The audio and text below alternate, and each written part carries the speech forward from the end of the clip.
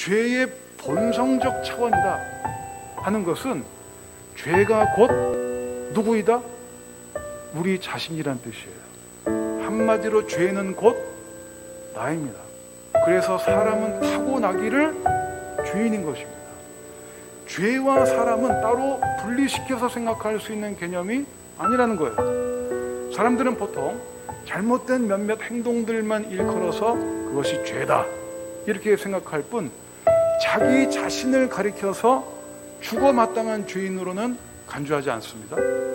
하지만 복음은 원래가 죄인들, 그것도 죽음이 마땅하다고 선고받은 사형수들을 위한 복음인 거예요. 비유를 하자면 정상 창작이 어느 정도 가능한 단순 잡범을 얘기하는 것이 아니라 법정에서 이미 사형 선고가 내려진 중죄인들을 위한 복음이 하나님의 기쁜 소식, 즉 예수 그리스도의 현현이라는 것이에요. 하나님은 죄의 싹은 사망이라고 하셨고 복음은 바로 죽어 마땅한 죄인들을 위한 기쁜 소식, 굿뉴스란 얘기예요. 따라서 회개라는 것은 첫 번째로 주님, 저는 죄에 묶인 노예 신세이자 죽어 마땅한 죄인입니다.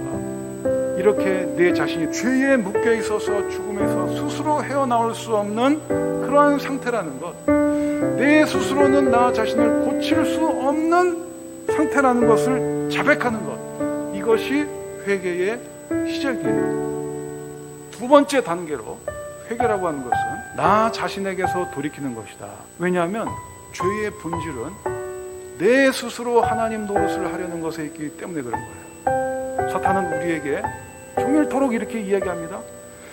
네가 원하는 대로 살아. 네가 원하는 것을 가져. 어떤 사람도 너에게 이래라 저래라 지시하지 못하게끔 해. 네 인생이잖아. 그 인생을 살 권리는 너에게 있어. 끊임없이 이런 메시지를 던져요. 따라서 회개라고 하는 것은 하나님께서 그 핏값을 주고 사신 몸이 되었기 때문에 내 삶의 모든 권리가 이제는 그분께 있음을 인정하는 것입니다. 과거 종교개혁가 마틴 루터가 쓴 스콜라 신학 논박이라는 책에 보면 이러한 유명한 명제가 나타나요. 인간은 어떻게 해요? 본질상 하나님이 하나님이심을 원하지 않는다가 아니고 못한다예요. 여기서 본질상이라고 하는 것은 선천적으로 타고나기를 뭐 하지 못한다고요? 하나님이 하나님이심을 원하지 못한다는 거예요. 않는 게 아니고 아예 못한다. 도리어 그는 자기가 하나님이요, 하나님은 하나님이 아니기를 원한다.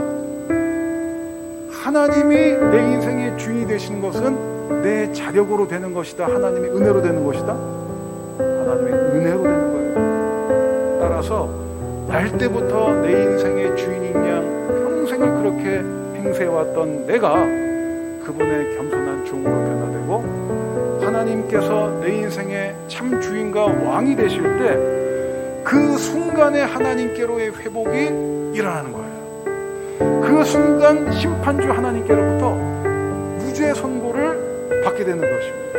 이때가 바로 하나님 앞에 우리가 그분의 자녀로 입적이 되고 영생을 보장받는 하늘 법정에서의 칭의의 순간이에요. 의롭다 칭해 주시는 그 법정에서의 놀라운 선언이 일어나는 순간이에요. 이 모든 일은 전적으로 은혜로서 주어지는 믿음 안에서 일어나는 일입니다. 여러분은 그 믿음의 순간을 경험하셨습니까? 정말 이렇게 따르겠다고 고백하셨습니까? 얼음은요, 오래 얼릴수록 깨지기가 쉽지 않죠. 마찬가지로 회개를 미루면 미룰수록 죄는 더 강해지고 마음은 더 완악해지는 겁니다. 한순간의 변화가 되었건 세월을 거쳐 서서히 변화가 되었건 간에 누구에게나 이러한 자백과 돌이킴의 체험이 반드시 있어야 되는 거예요. 예수님은요, 단숨에 일어나는 이러한 칭의의 순간만이 아니라 지속적인 구별의 삶을 뜻하는 성화의 관점에서도 구원을 말씀하셨습니다. 누구든지 나를 따라오려거든 자기를 부인하고 자기 십자가를 지고 나를 따를 것이니라. 십자가라고 하는 것은 결코 한 번의 통과 의례로 그칠 수 있는 당회적인 사건이다 아니다? 당회적인 사건이 아니라는 거예요. 십자가라고 하는 것은 구원 얻은 자녀들의 지속적인 삶의 방식입니다. 우리 자신과 죄에서 돌이키는 것은 매일매일의 과정이죠. 한 번 자기를 부인하고 끝나는 것이 아니라 평생에 걸쳐 지속되어야 할 순차적인 과정인 것이에요. 따라서 십자가라고 하는 것은 과거의 대속이 이루어진 장소일 뿐만 아니라 지금도 날마다 처형이 일어나고 있는 장소예요. 바로 거기서 나 자신이 세상의 인정이나 비난에 대해서 죽고 오로지 하나님께만 인정받는 삶을 배워나가는 바로 그러한 장소가 십자가예요. 또 십자가에서 자기 자신을 완벽하게 부인하는 본을 보이셨던 예수님을 바라보면서 우리의 믿음이 날마다 자라가며 그분이 누구이신지, 그분이 날 위해 무엇을 행하셨는지, 그분께 어떻게 하면 더 잘 복종해 나갈 수 있는지를 더 깊이 매일매일 알아가는 것이죠. 여러분, 이것이 우리가 마지막 날 하나님 앞에 보여드려야 할 믿음의 열매입니다. 여러분, 거지와 왕자 이야기 아시죠? 거지가 성운을 입어서 하루아침에 왕자가 되었다면 그 다음 날부터 어떻게 살아가는 것이 마땅합니까? 왕실의 법도를 따라 살아가는 것이 당연한 의무이고 더불어 권리이듯이 칭의와 성화라고 하는 것은 사실상 하나인 것인 동시에 전적으로 하나님의 은혜로만 가능한 일이에요.